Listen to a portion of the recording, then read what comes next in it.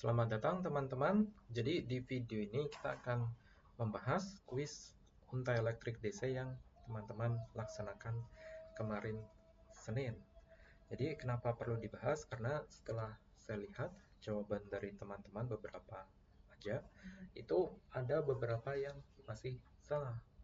Entah salahnya itu karena kurang teliti di perhitungannya atau mungkin saya lihat juga ada yang jawabannya itu konsepnya gak jelas dan itu mengindikasikan seperti masih belum paham konsepnya. Nah, padahal soal kemarin itu, soal kuisnya sudah dibuat sesederhana mungkin. Jadi, alangkah baiknya jika kita bahas untuk mempersiapkan UTS nanti. Yang mana soal UTS nanti akan lebih kejam daripada kuis ini. Oke, jadi mari kita bahas. Nomor 1, kita diminta untuk menentukan tegangan nodes yang ada di atas R3, yaitu di titik ini. Dan yang di bawah R3, yaitu di titik ini, masing-masing tegangannya berapa. Nah, dalam menentukan tegangan tersebut, kita diminta untuk menggunakan nodal analysis. Oke, di sini sudah saya salin, ini adalah sirkuit atau untai yang sama. Jadi, katakanlah node di atas itu adalah A, jadi tegangannya kita sebut dengan VA. Dan node yang di bawah R3 itu B, dan kita sebut tegangannya dengan VB.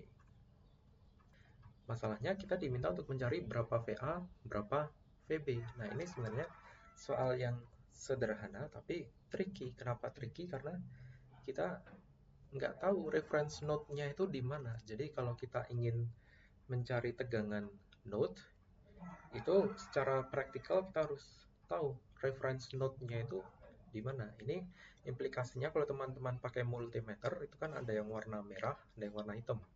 Warna hitam itu nanti akan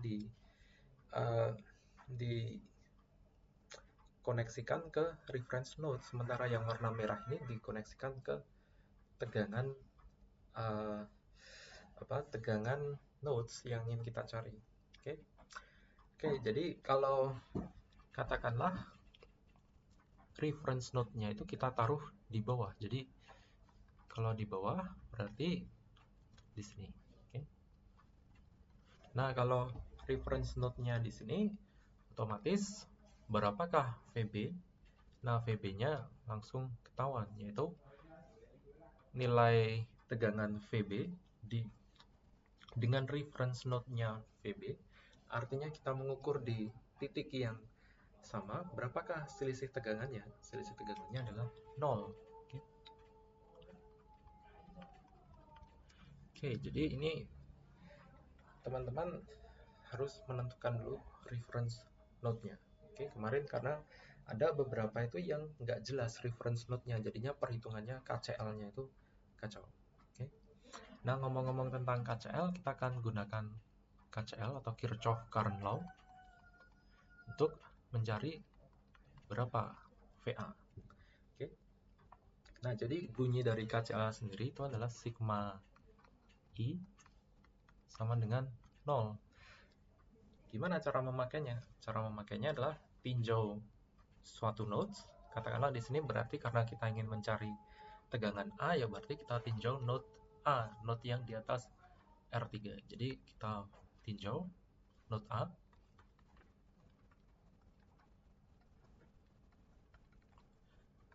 Dan kita terapkan KCL. Jadi KCL akan berbunyi sigma arus yang masuk atau keluar dari nodes akan sama dengan 0. Katakanlah jika arusnya masuk, mari kita setujui dengan tanda positif. Tapi kalau arusnya keluar, kita setujui, kita sepakati dengan tanda negatif. Jadi katakanlah arusnya itu arahnya ke sini. Oke. Ini adalah arus pertama. Kemudian arus keduanya itu masuk juga. Oke. Ini node-nya ya, ini node-nya. Kemudian arus ketiganya keluar ke bawah. Oke. Nah, ada pertanyaan, gimana kita bisa menentukan arah arusnya? Jawabannya adalah bebas. Teman-teman bisa menentukan ini bebas, keluar atau masuk ke nodes. Mau dibuat keluar semua dari node? Boleh. Mau dibuat masuk semua ke node? Boleh. Mau dibuat ada satu yang masuk, dua yang lain keluar? Boleh juga. Nanti jawaban akhirnya akan sama. Oke. Nah, ini saya ambil contoh di sini, arah arus branch-nya itu masuk ke node A. Oke. Jadi kalau masuk I1 bisa kita hitung dengan cara gimana? Atau mungkin node-nya dulu aja, KCL.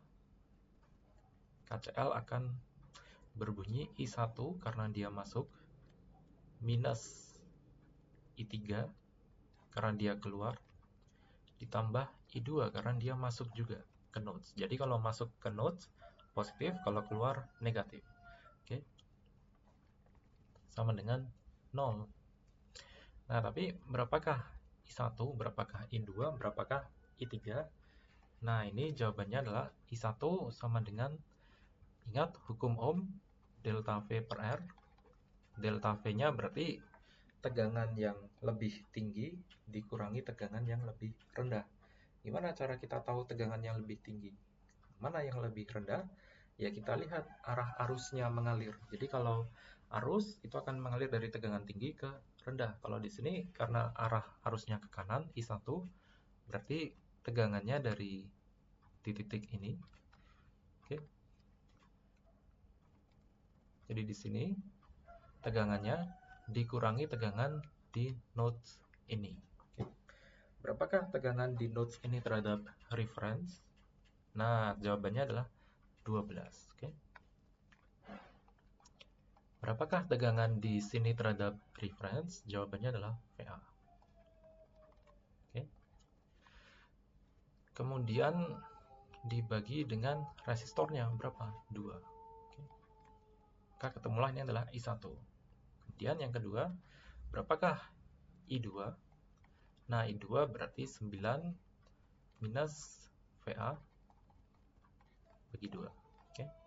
Berapakah I3? I3 berarti VA. Oke. VA dibagi 1. Oke, jadi ini kok bisa langsung VA, kok nggak ada VA minus bla bla blanya. Ingat, kalau kita nyatakan ini terhadap reference B, artinya ini adalah VA minus VB. Oke, jadi tegangan nodes VA terhadap reference B itu adalah VA minus VB. Berapakah tegangan di titik yang saya tunjuk ini, di atas 12 volt ini terhadap reference? Jawabannya adalah 12. Oke, karena dia V di titik ini minus V di titik B. Oke, 12 volt. Atau bisa juga VA min VB, tapi VB-nya adalah 0. Jadi sama dengan VA aja. Oke. Nah, sekarang tinggal kita gabungkan semuanya.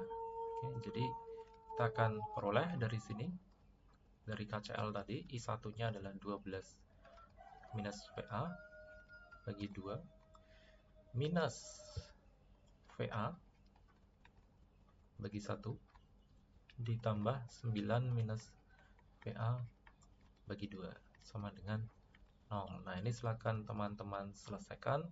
Nanti jawaban VA sama dengan 21/4 atau 5,25 volt. Oke.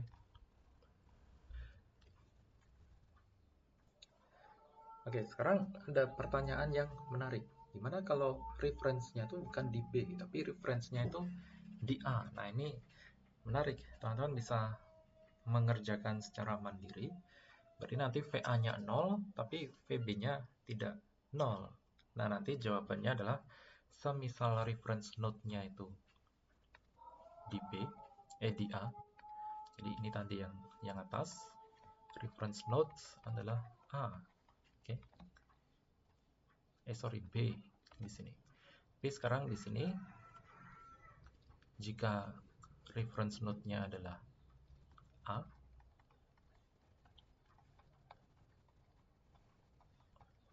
berarti VA nanti akan 0, tapi VB-nya berapa? Nah, ini silakan dicari. Nanti jawabannya adalah minus 21/4 atau minus 5,25 volt. Oke, ini agak tricky kalau kita ambil reference node-nya itu di atas. Ya, kalau nggak hati-hati nanti jawabannya akan ketemu minus 21/2, tapi yang betul adalah minus 21/4. Kemudian ada yang menarik lagi, gimana kalau reference node-nya itu di ground, tapi sebelum antara ground dan VB itu ada sumber tegangan. Jadi katakanlah di sini ada sumber tegangan.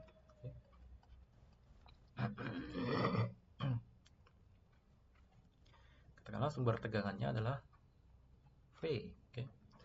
Nah, ini akan lebih tricky lagi. Kenapa? Ya, karena kita menentukan ininya, tegangan node-nya, node reference-nya itu di ground. Artinya semua nodes-nya ini akan punya referensi ke ground. Dan kalau ke ground berarti ada faktor V di sini. Nah, ini silakan dicermati.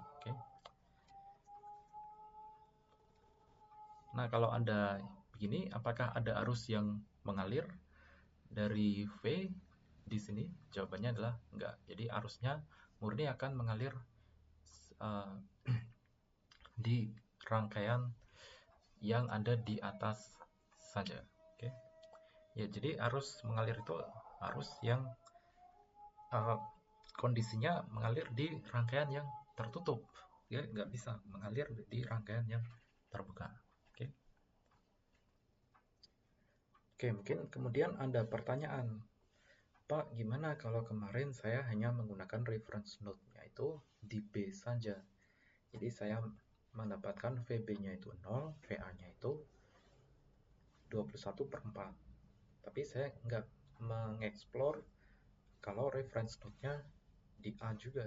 Nah, itu jawabannya adalah Anda mendapatkan full score.